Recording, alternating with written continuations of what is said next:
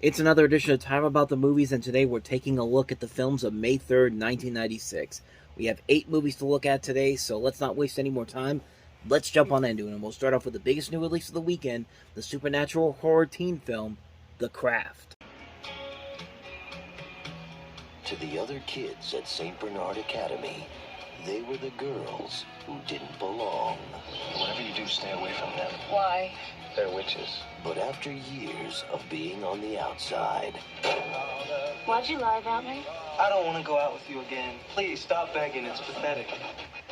4 girls are about to discover the dark side. You ever heard of invoking the spirit? Black magic. We can make things happen. I mean, this is it. This is real.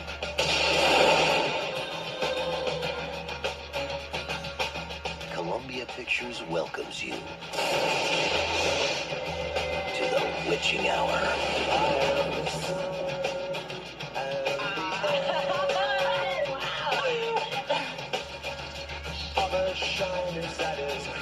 Check it out. Her spell is working. Sit.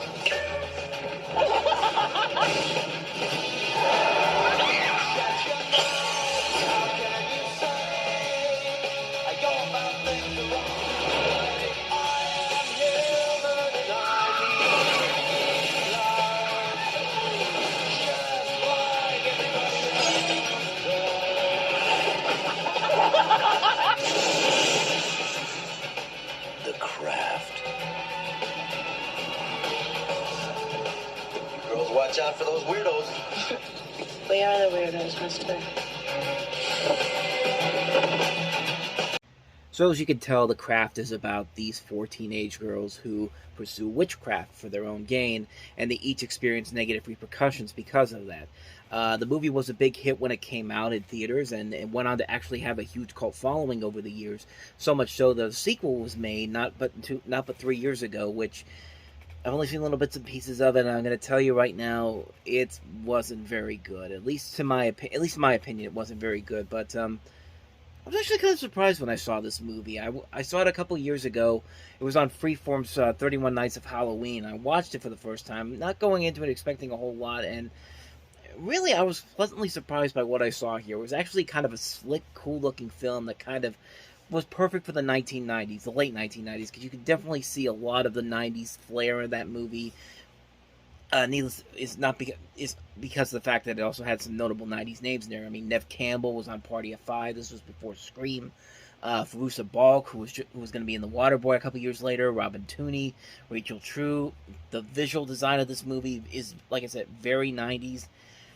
It's a very 90s movie, but a fun kind of 90s film. I actually kind of prefer, in comparing this to something like Hocus Pocus, where you actually had real witches, like, I prefer this movie a whole lot better than Hocus Pocus. You know me, if you've been watching my stuff over the years, been following the stuff I've been doing on this site over the years, I am not the biggest fan of Hocus Pocus. I am not a big fan of that movie at all.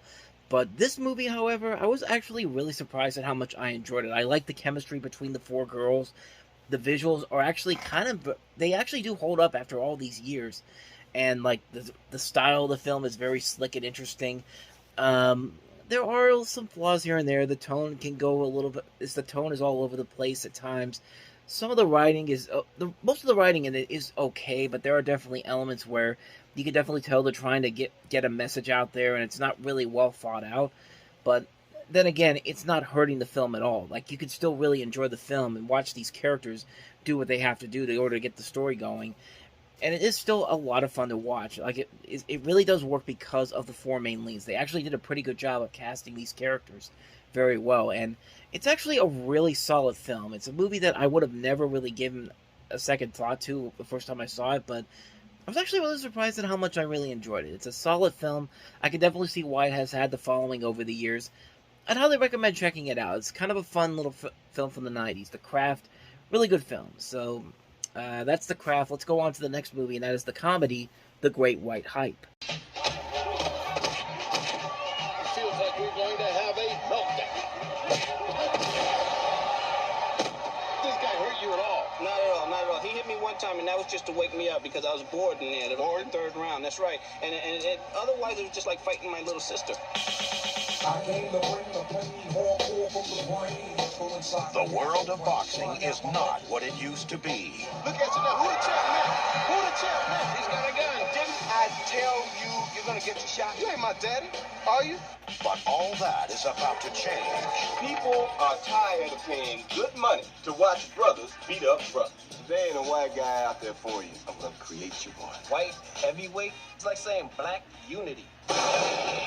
I want you to return to the ring. I don't fight anymore. I guarantee you $10 million. Now it's the fight of the century. This man knocked out James Roper at 17, man. I feel Holly Duty now. And everyone's asking the same question. Is it all? $2 on the clean-cut playboy. Or is it tight? You got to stop eating this stuff. Be in some kind of shape. Oh, I'm in shape. I'm round. Ladies and gentlemen, Samuel L. Jackson. I got a lot of pictures. And those pictures will ruin you. Ruin me? My reputation? Jamie Foxx. My father had told me that when the green grass starts growing, on the other side, somebody got to cut the line. Jeff Goldblum. My father said, laugh, and the whole world laughs with you. Cry, and I'll give you something to cry about, you little bastard. Peter Berg. I'm going to donate all of my monies to eradicating the homelessness situations in America and as well as the United States forever. Cheech Marin. It's like 2 moons over Miami. John Lovitz. Shut up. All right. And Damon Wayans. Heavyweight champion of the world. Y'all can kiss my big, black, bloated, Rolls Royce driving. Damn.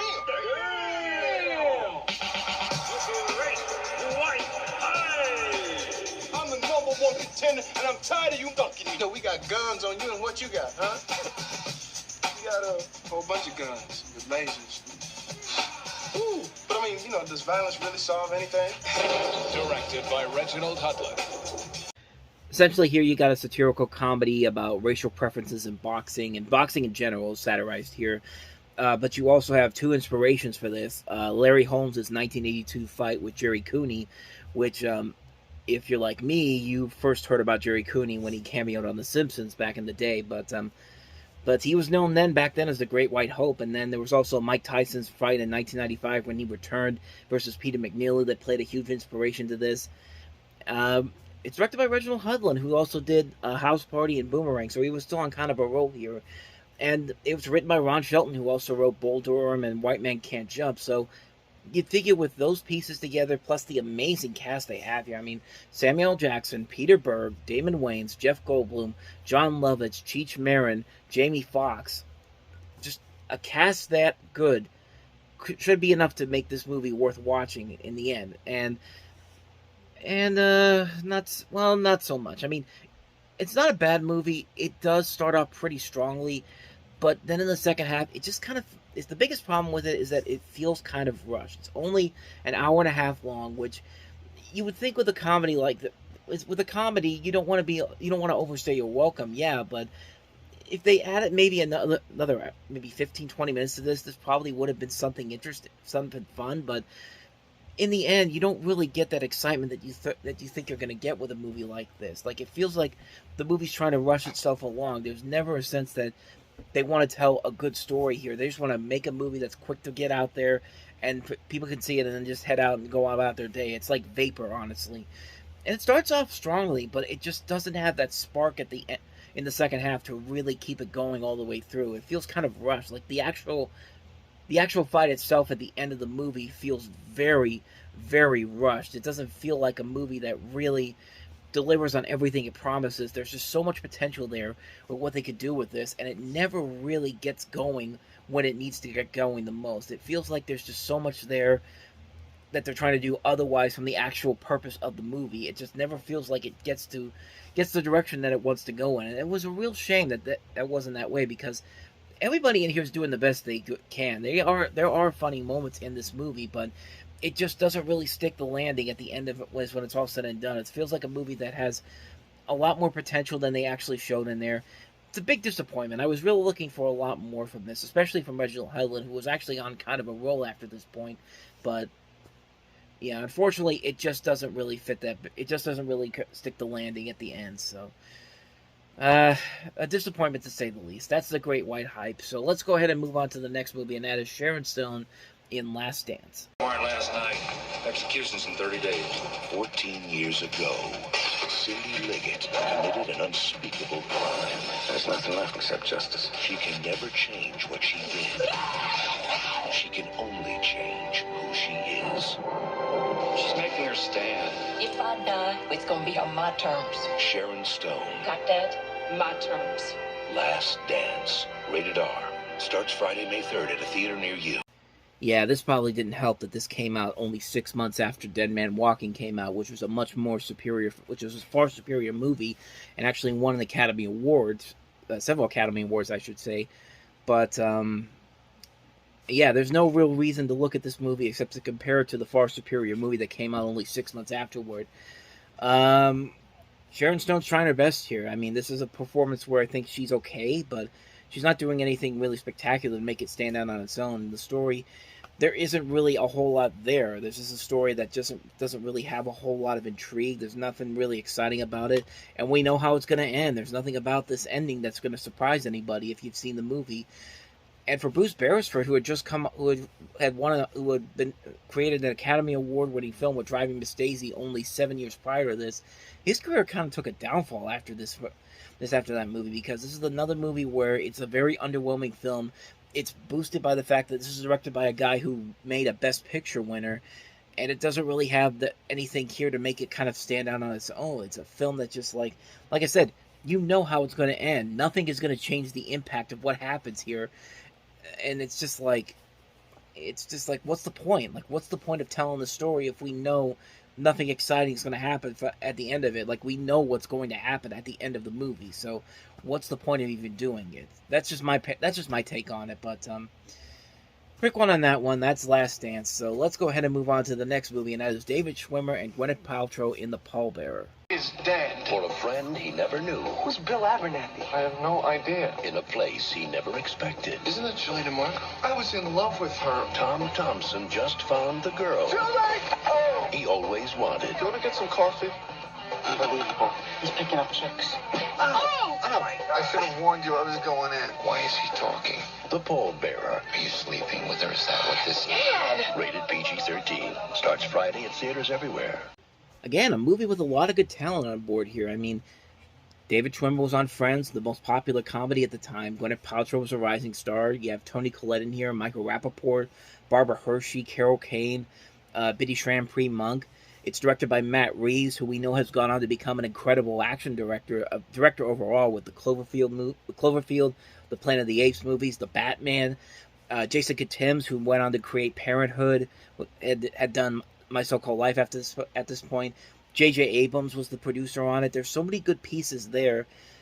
The movie, however, just can't decide on its tone. Does it want to be a dark comedy? Does it want to be a mainstream comedy? It doesn't really know what direction it wants to go in, and it's PG-13 too. So, again, what direction do you want to go in with a movie like this? And there's nothing that really states that it really has a good idea of what it wants to be. What kind of an angle does it want to take? It's just like, it just doesn't really work. And I think David Schwimmer, is channeling Ross a little too much in here. Like, I think he did a really good job of kind of differencing himself from his character on Friends into a movie in a leading role. Like some of the Friends actors who made it into movies afterwards, at least were able to try to distance themselves from their persona on TV. I mean, we just had Matt LeBlanc in Ed, which was not a very good movie, and it showed and kind of the same reasons why David Schwimmer here doesn't work here, because you just see Ross from Friends, like you see Joey in the movie Ed when you watch that movie, and it just wasn't funny, really. Like, it didn't really have a ton of good laughs to it. It wasn't really all that engaging or intriguing. It just felt like kind of a mess. It felt like a film that had a good idea, had some good ideas that could have worked here. You have some likable leads in here, but there's just nothing about it that really sticks out about this. Their chemistry doesn't work very well. The comedy doesn't work very well. The tone shift is all over the place.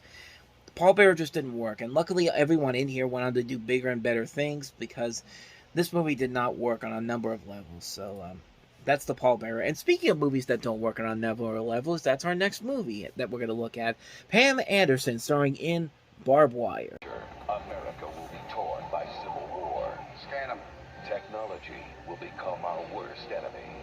And for 4 rebel fighters, time is running out. Let's go. From the producers of Time Cop and The Mask, Pamela Anderson Lee, Barb Wire, rated R, starts Friday, May 3rd at theaters everywhere.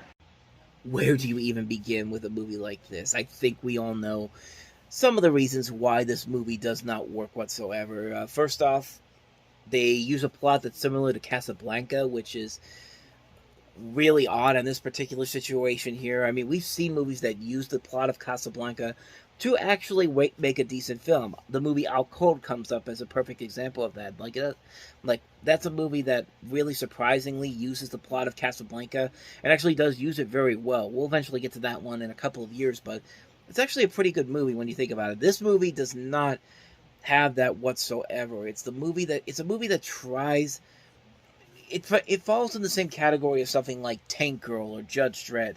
They prefer the style over the substance. They don't really have a good idea. They don't really have a good script to work off of, so they basically just say, put all the money to the visuals. We'll make the visuals look pretty good, and the visuals for the most part are pretty good for the most part here.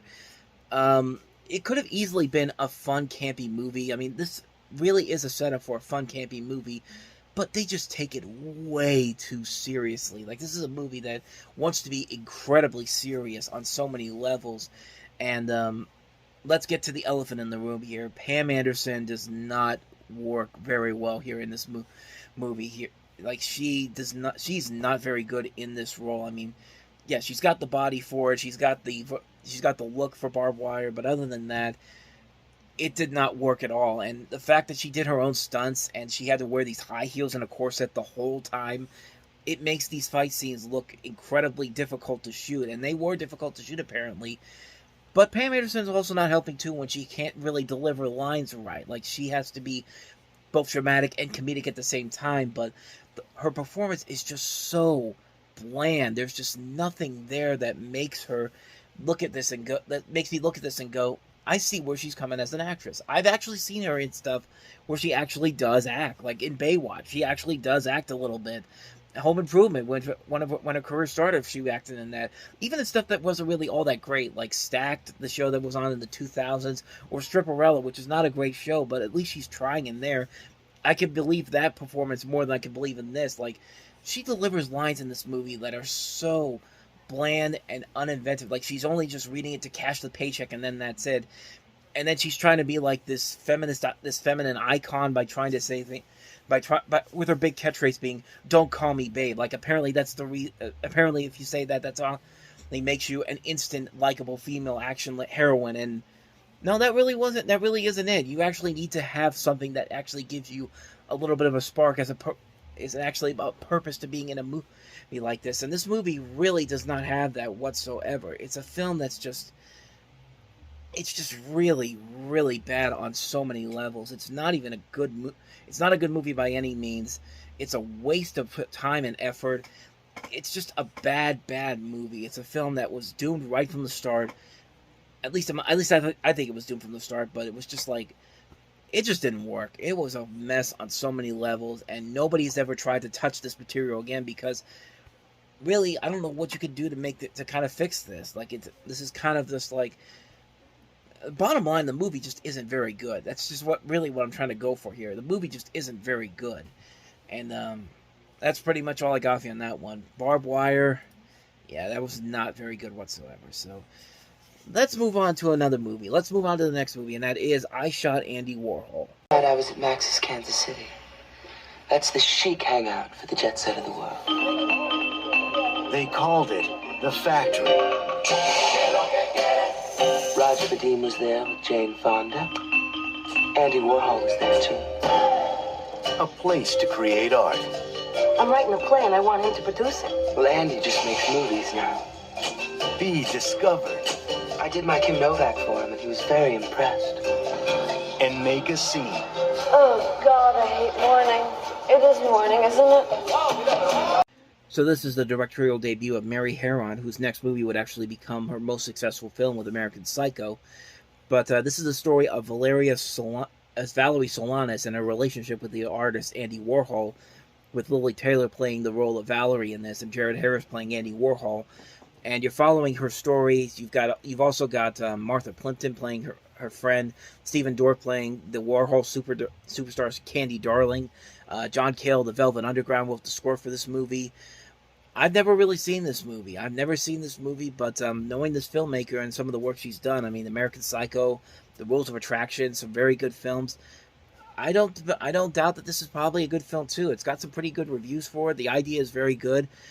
Jared Harris kind of looks like Andy Warhol. Like, he looks like straight up like Andy Warhol. So yeah, this movie could actually be pretty good. But I really don't know too much about it to really know for sure because I haven't seen the film. But I definitely want to check it out one day. So that's a quick one on that one. That's I Shot Andy Warhol. Let's move on to another movie, and that's another version of Madame Butterfly.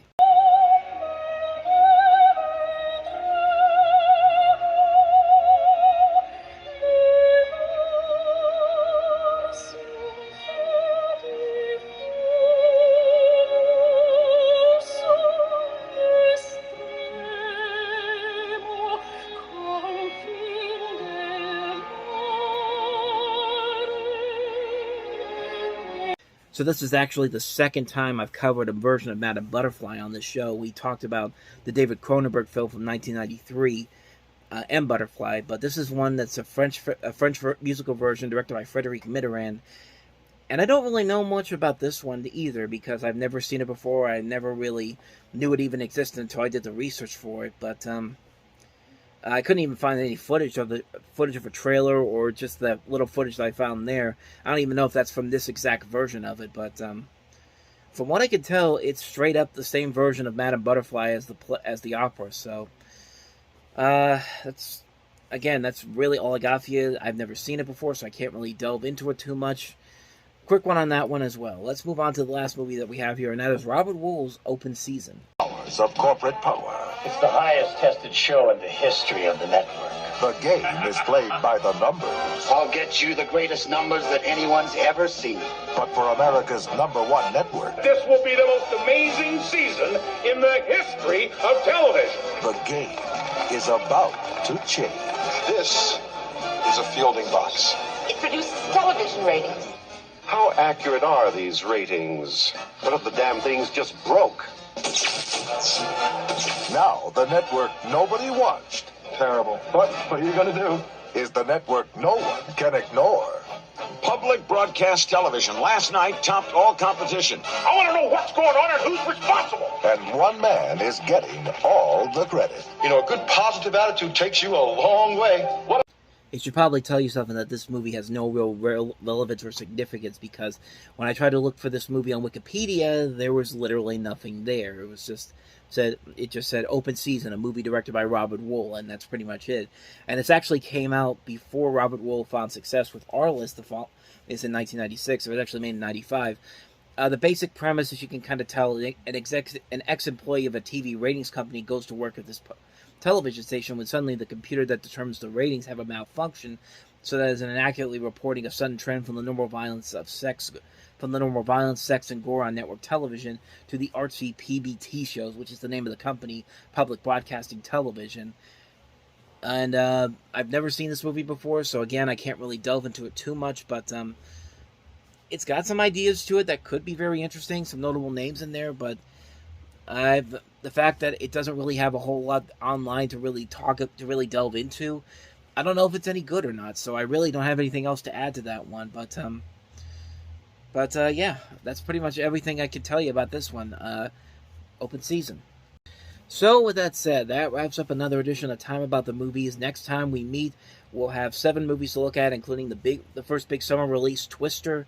We also have Original Gangstas, Boys, Dead Man, Cold Comfort Farm, Of Love and Shadows, and The Lowlife.